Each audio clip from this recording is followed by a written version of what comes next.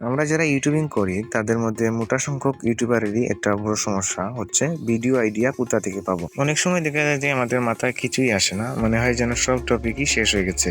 আর এই সমস্যাগুলো যারা নতুন ইউটিউবিং শুরু করে তাদের ক্ষেত্রে বেশি দেখা যায়। এমনকি আমিও একটা সময় এর সমস্যার সম্মুখীন হয়েছি। তখন কিন্তু অনেকেই হাল ছেড়ে দেয়, এমনকি তারা ভিডিও বানানো পর্যন্ত বন্ধ করে দেয়। কিন্তু সত্যি কথা হলো টপিক কখনো শেষ হয় না, এটা আগে নিজে থেকেই তৈরি করে নিতে হয়। তো আজকে আমি আপনাদের এই ভিডিওতে দেখাবো কিভাবে অন্যের ভিডিও দেখে নিজে একটা ইউনিক ভিডিও আইডিয়া খুঁজে বের করবেন। এটা শুনে আবার অনেকে বলতে পারেন যে এটা তো অন্যকে কপি করা হয়ে যাবে। তো ভিডিওটা আপনি সম্পূর্ণ দেখুন, তাহলে এই ধারণাটা আপনার মাথা থেকে একদমই চলে যাবে। এটা কপি করা নয়, বরং এটা হচ্ছে একটা স্মার্ট ও ক্রিয়েটিভ কাজ। So let's begin to start it.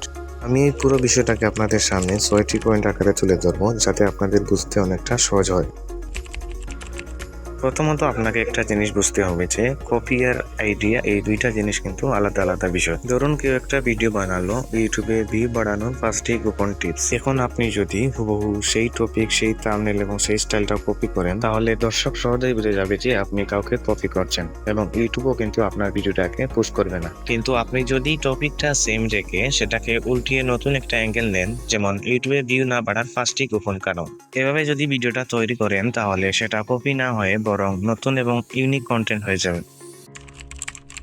যে কোনো একটা নিশ ধরুন, যেমন আপনার নিশ হচ্ছে ইউটিউব টিপস নিয়ে। এবার এই নিশের একজন বড় ইউটিউবারের ভিডিও প্লে করুন। ভিডিওটা শুধু আপনি দেখবেন না, ওই ভিডিওর কমেন্ট সেকশনটা আপনি খেয়াল করুন। সেখানে দেখবেন ভিউয়ার্স অনেক প্রশ্ন করে, যেমন এলাইট মোশন দিয়ে কিভাবে অ্যাডভান্স মাস্কিং করবো তা নিয়ে একটা ভিডিও দেন, বা ক্যাপকাট দিয়ে কিভাবে ভাইরাল শর্ট এডিট করবো তা নিয়ে একটা ভিডিও দেন, ইত্যাদি। এই প্রশ্নগুলো থেকেই কিন্তু আপনি নতুন নতুন ভিডিও আইডিয়া খুঁজে পাবেন। মানে দর্শক যেটা জানতে চাইছে সেটা নিয়ে আপনি যদি কোনো কন্টেন্ট তৈরি করেন, তাহলে সেটা 100% ভাইরাল হবে এবং সেখানে ভিউজ আসবে।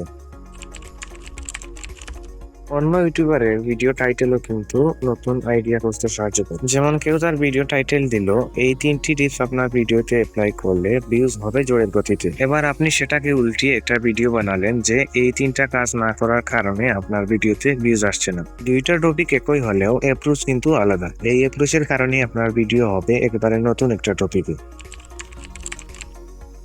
আরেকটি স্মার্ট ট্রিক হলো ইউটিউবের সার্চ বার থেকে টপিক খুঁজে। যেমন আপনি যদি ইউটিউবের সার্চ বারে গিয়ে লিখেন ইউটিউব টিপস লিখে, তাহলে দেখবেন নিচে অনেকগুলো কিওয়ার্ড আপনাকে সাজেস্ট করছে। YouTube tips beginner, YouTube tips Bangla ইত্যাদি। এই সাজেশন গুলো কিন্তু মানুষ ইউটিউবে বেশি সার্চ করছে। সো এই টপিকে ভিডিও বানালে ভিউজ হওয়ার সম্ভাবনা কিন্তু অনেক বেশি থাকে।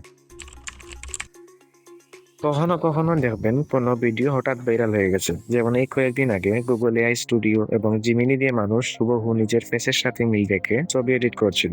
এবার আপনি এই টপিকটা নিয়ে একটা ভিডিও তৈরি করলেন যে কিভাবে মোবাইল দিয়ে এই ধরনের ছবিগুলো এডিট করতে হয়। মানে ভাইরাল টপিক গুলো ধরে আপনি আলাদা অ্যাঙ্গেলে একটা ভিডিও বানান। এক কথায় যখন যেটা চলমান থাকবে আপনি সেটা নিয়ে একটা ভিডিও বানাবেন, তাহলে আপনার ভিডিওটা ভাইরাল হওয়ার চান্স থাকবে অনেক গুণ বেশি।